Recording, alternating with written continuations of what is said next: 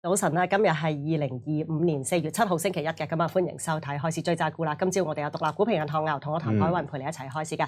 唐牛，今日大市有咩焦點啊？焦點咁啊，而家外圍跌到一波碌啦，繼續跌緊啦。咁啊睇下香港呢邊即係低開就預咗啦。咁啊大家都期望有冇機會北水救地球咧？咁啊睇下一陣間開始出嚟係點樣樣。北水救地球，好咁啊 update 兩個數據俾大家先啦。日經咧早段其實跌過8%嘅，不過而家就跌幅就稍稍收窄啦。咁啊嗰個恆指嗰個黑期咧，其實今朝我做緊嘢嘅時候就見到恆指落到20,800點左右個水平。其實而家見到都係低開嘅，不過嗰個即係跌幅咧就係收窄咗啲嘅。咁啊轉頭我哋會同唐牛詳細傾嗰個即係美股同埋港股嗰個後市嘅策略啦。咁啊觀眾朋友，如果你都有投資方面問題啦，咁啊歡迎你 WhatsApp 俾我哋啦。電話係呢個係96133819，或者咧下載香港經濟報 HK ETF 啦，喺聊天室入邊講低你個稱呼同埋留言。轉頭咧我哋會回答大家問題嘅。而家一齊睇睇上日美股嘅情況。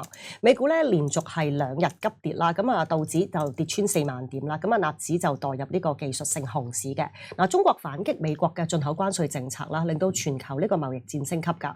美股星期五咧就係進一步被拋售嘅，道指連續2日咧係裂口低開，咁啊星期五收市咧急跌超過2200點嘅，並且以接近全日低位收市，收報咧就係38,341點，跌5.5%嘅。咁啊標指跌6%啦，收報5074點，係2020年6月啦新冠疫情以嚟最大嘅單日跌幅。納指啦跌5.8%啦，咁啊收報15,587點嘅。咁啊納指金融中國指數大跌8.9%。歐洲股市咧亦都係沽壓沉重㗎。咁啊英國、法國同埋德國股市咧跌幅都係超過4%嘅。咁啊油價咧大跌7%啦，金價向下，日元咧就係仲好嘅。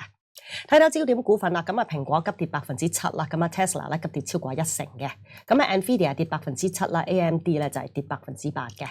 睇睇以預託證券形式喺美國買賣嘅科網股 ADR 咯，騰訊、京東都比本港上日收市咧就係低超過6%嘅，阿里同埋美團比本港上日收市咧低超過8%嘅。建行比港股收市低5%啦，比亞迪比本港收市低8%嘅，匯控比本港上日收市咧低1成嘅。好，睇睇亞太區外圍嗰個情況啦。咁而家早段咁咧就日經跌緊大概係2600點左右啦，31,182點嘅。首爾綜合指數跌緊21點，咁啊悉尼普通股指數都跌緊2%嘅，咁啊跌緊205點。新西蘭50成分股指數啦跌1%左右嘅。好，咁咧睇下喺新加坡交易嗰個港股黑期，而家就跌緊1,400點左右啦。咁啊恒指喺21,100點左右個水平嘅。咁啊，不過即係黑期個波動都非常之大，咁啊轉頭我哋會繼續同大家跟進住啦。嗱，咁我哋就連續放咗3日長假期啦。美國星期3當地時間收市之後咧，就宣布咗向全球徵收呢個對等關稅嘅政策啦。咁啊，上個星期4 Andy 同 Irene 咧都詳細分析咗㗎啦。咁啊，記得重溫翻上個星期嘅節目啦。嗱，不過去到星期5啦，清明咁啊內地啦、香港啦同埋台灣都係冇事嘅。咁但係內地下晝就宣布咗咧一個反制嘅措施啦。嚟緊星期3凌晨開始，對原產美國嘅進口商品加徵34%嘅關稅，同時啦管制稀土輸美啦。另外仲有11間公司咧納入不可靠實體清單嘅，禁止佢哋喺中國啦從事貿易同埋投資啦。咁啊歐洲股市上個星期5就普遍跌4%至5%啦，咁啊美國就跌5%至6%啦。嗱而家就市場就一片恐慌，咁啊今日都大家都可以開始嘅時候都叫做黑色星期黑色星期一㗎啦。咁但係而家觀望住幾樣嘢啦，第一就係個別國家嘅取態，嗱會唔會同特朗普傾咧？嗰個談判之後會唔會有達成協議嘅可能咧？第二嗱，其實見到美國咧就係50個州咧都爆發咗超過1200場嘅反政府示威，會唔會令到嗰個關稅政策出現暫緩或者轉機咧？第三 TikTok 嘅出售㗎啦，咁啊似乎而家都係談判嘅籌碼啦。最新宣布咗將嗰個原定相關嘅嗰個 deadline 咧就再推遲75日，不過暫時市場都唔算係太樂觀啦。嗱，美股期貨咧喺連跌2日之後咧，其實而家暫時咧都係有一個急跌嘅情況。咁啊，先問問你對美股後市你點睇啦？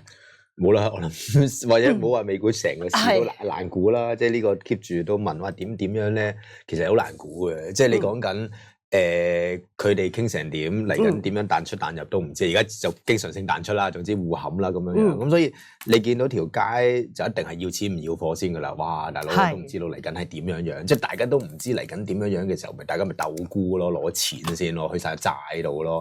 所以呢啲相對係即係冒險資產嘅，例如話股票啊相關嘢就全部都懟咯，即係冇計嘅。我覺得而家呢刻即係我會咁形容啦，即係而家呢個市又係考驗大家啦，即係究竟點去做咧？真係㗎，你睇圖咧，其實隻股票都走得㗎啦。即係好多朋友都話呢位穿晒圖啊，點睇？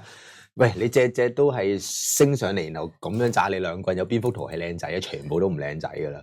咁變得呢一刻，你話要做嘅，可能都係睇住自己倉位做人啦。呢個我哋即係做咗咁耐節目都係咁講㗎啦。即係究竟你仲係重倉啊、輕倉啊、贏錢輸錢啊，自己計好晒數，究竟嚟緊要減啲咩股票啊，成咁樣啦。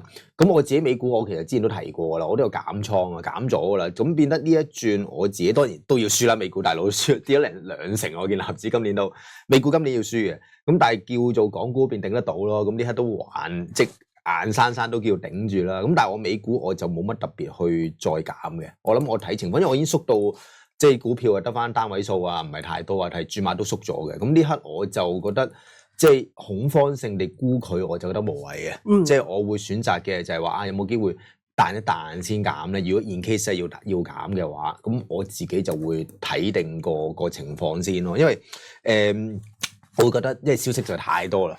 你唔知道嗱，而家話你啱啱先講啦，美國嗰邊又爆晒示威啊成啊，咁你會唔會令到特朗普啲口風又會轉一轉咧？你知佢係黐㗎嘛，突然間又會轉㗎嘛，咁嗰下令到個市，你話冚下淡倉又好，打一打又好，咁我覺得等嗰啲位去做減倉就相對嚟講就會值博率會高啲咯，係咯。不過都係啦 ，anyway 啦。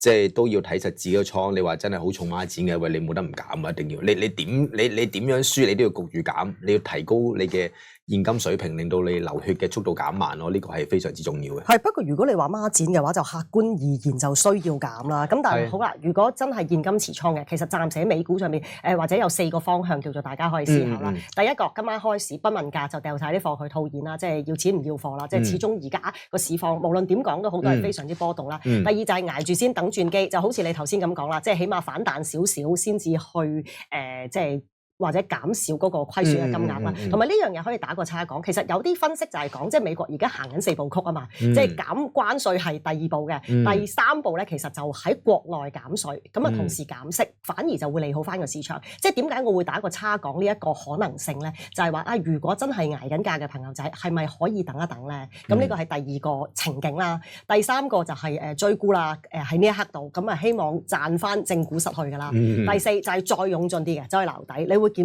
建議大家去做啦？喺美股上面先，我諗呢幾個情況係睇下自己自身嘅情況係點樣樣啦。即係幾樣嘢啦，即係個倉位啦，係啦。第2就係個風險承受能力啦，係。即係話我當第4留底，大家想留底嘅。喂，個問題就係你究竟係咪真係好輕倉先？你話喂，我而家都仲係重孖展啊，好多倉嘅時候，你留乜鬼嘢底啊？你都冇呢個條件去留底，你諗下點樣止血先啦？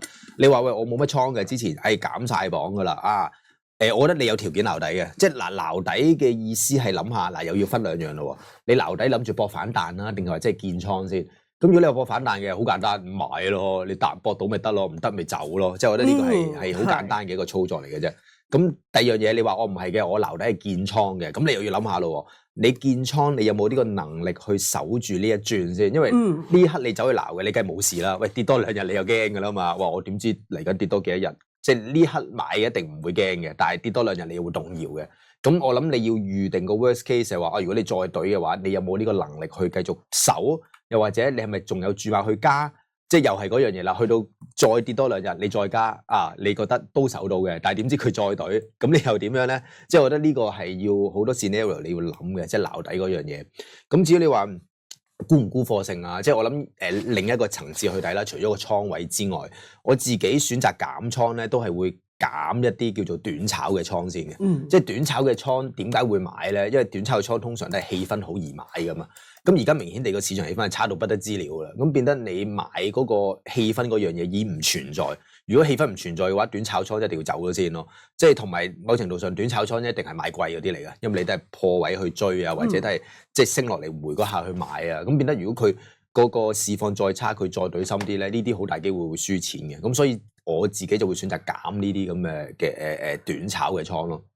咁去到即係再睇深啲就話究竟如果你話我短炒倉冇已經減晒㗎啦，咁而家核心持倉點睇咧？咁樣咁我都係睇住啦。如果你話我真係要增加嗰個現金水平嘅，核心持倉都要減㗎啦。即係呢個我都經歷過㗎啦。即係點樣減咧？我通常都係會一刀切咁樣減嘅，即係話我有10隻股票，我唔理啦，呢10隻股票都核心持倉，我唔係一刀切減咯，可能我每隻都減10%，令到自己現金水平再增加，去捱呢一轉嘅風浪咯。咁我諗呢個究竟幾時去做啊？點樣做啊？又係好視乎去翻頭先你個 step 啦。你究竟個倉位今年贏啊、輸啊、重唔重倉啊？咁樣去釐定究竟你點樣去減咯？咁我諗呢個係咯，要睇自己嘅倉位做人嘅。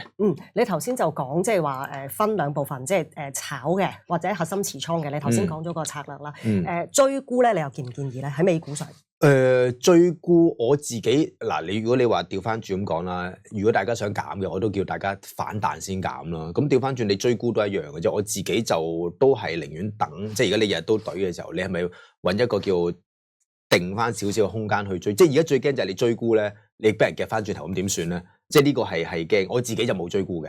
係啦，咁我而家就硬生生買嘅。我會決定等咯。而家跌咗2-3日嘅咯，我覺得係有少少遲啫。我覺得如果既然都遲咗啦，咁我覺得唔爭再等多陣先啦，睇下等有冇機會有個反彈嘅時間先走去做翻啲淡倉咯。呢個就係我自己嘅操作咯。係嗱，頭先都講到，即係暫時而言就係一個即係黑色星期一嘅，即係可能嘅都大啦。咁但係嗱，永遠都係即係股票市場就有一啲資金喺度，咁啊會去唔同嘅 sector 啦。頭先講到就係股票，即係始終都係叫高風險啦。但係見到譬如我舉個例，美國10年期債息其實跌穿咗4厘啦，咁即係代表債價升緊啦。